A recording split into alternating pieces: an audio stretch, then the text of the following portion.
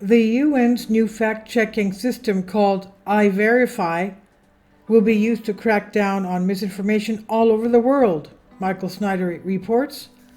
Our world is becoming a creepier place with each passing day. Most of us just want to live our lives in peace without excessive government interference, but unfortunately the control freaks that are running things just can't help themselves. Ultimately, they're not going to be happy until they're able to watch, track, monitor, and control virtually everything that we write, say, or do, or even read. This is one of the big reasons why they're gearing up to introduce central bank digital currencies all over the world, all over the Western world. Such digital currencies will make it much easier for them to control us financially. And a new tool that was just introduced by the UN will make it much easier for them to control what we write on the internet. iVerify system is here. The UN's new fact-checking system is going to be a game changer, but so far the mainstream media is being really quiet about this. Perhaps that's because they don't want millions of us to object to this sort of tyranny. The UN developed iVerify in conjunction with big tech companies and Soros-funded organizations, and it will be used to crack down on disinformation and hate speech all over the globe, they say. The United Nations has unveiled an automated fact-checking service to counter so-called disinformation and hate speech on the internet in a project partnered with big tech and Soros-funded organizations. In response to what they brand as online information pollution, which they claim is a global challenge, the United Nations Development Program, UNDP, has launched its iVerify platform to counter alleged disinformation and hate speech online. The global body's automated fact-checking tool was developed in partnership with the United Nations International Computing Center, INICC, Facebook and Google funded FactCheckMe and Meta-owned CrowdTangle, and the Soros-funded International Fact-Checking Network, IFCN. Needless to say, this tool will not be used to crack down on points of view that big tech and George Soros agree with. Instead, it will be used to crack down on those that choose to be independent thinkers, and that should greatly alarm all of us. Of course, iVerify is not the only very strange development that has been in the news in recent days. Hail the size of softballs. On June 14, some of Arkansas were absolutely pounded by softball-sized hail. Parts of Arkansas were affected by large hail as severe thunderstorms moved through the regions on Wednesday, June 14.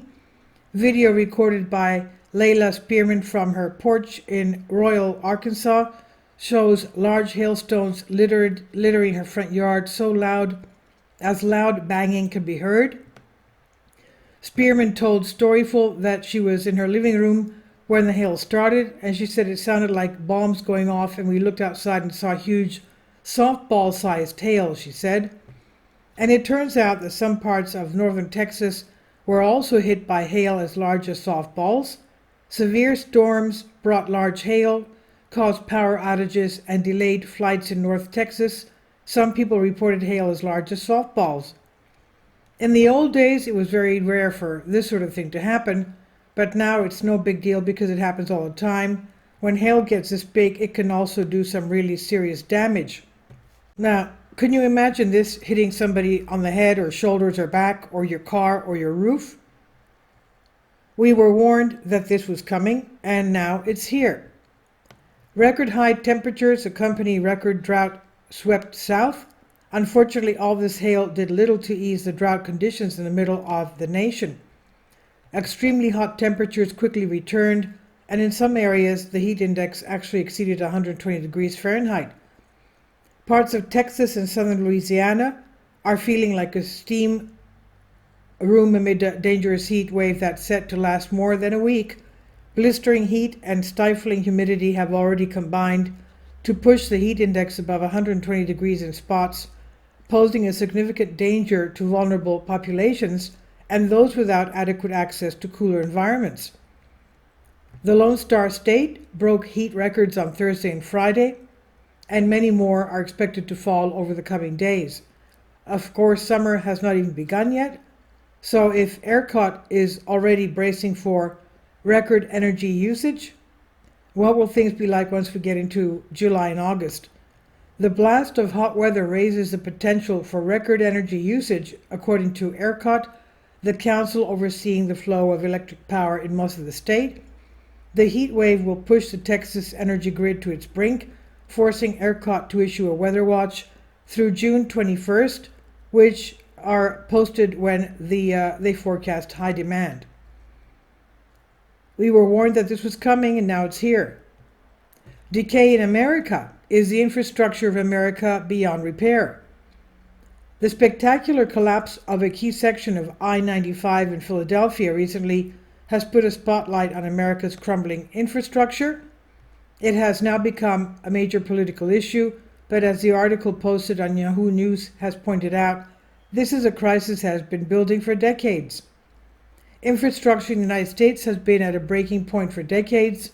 The recent collapse of an overpass on the I-95 interstate in Philadelphia created a traffic nightmare for one of the country's busiest highways and shined a light on America's ongoing infrastructure problems.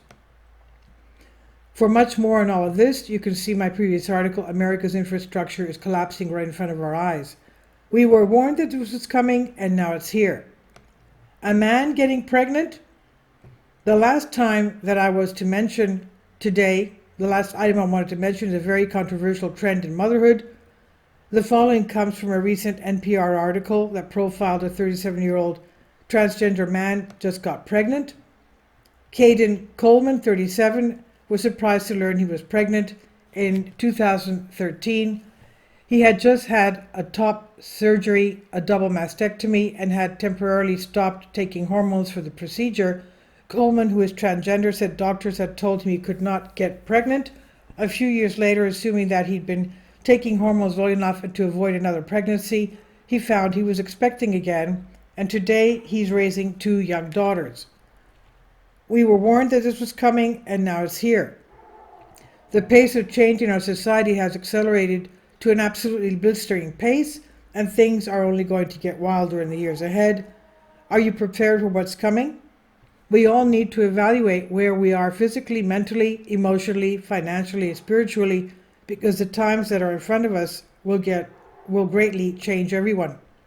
And this is by Michael Snyder. This is about the author. My name is Michael, and my brand new book entitled End Times is now available on Amazon. In addition to my new book, I've written 6 other books that are available on Amazon, including 7-Year Apocalypse, Lost Prophecies of the Future of America, The Beginning of the End, and Living a Life That Really Matters, commissions earned.